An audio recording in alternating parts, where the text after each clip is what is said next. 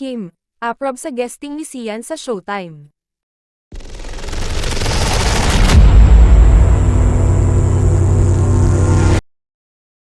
Okay lang naman na mag-guest siya, Sian Lim, sa It's Showtime or mag-prod siya.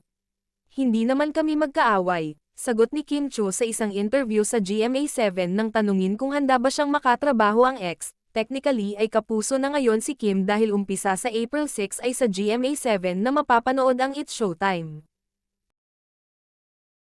Chika rin ni Kim na handa rin siyang makatrabaho sina Marian Rivera, Barbie Forteza, Jeneline Mercado, Dennis Trillo at Ruro Madrid.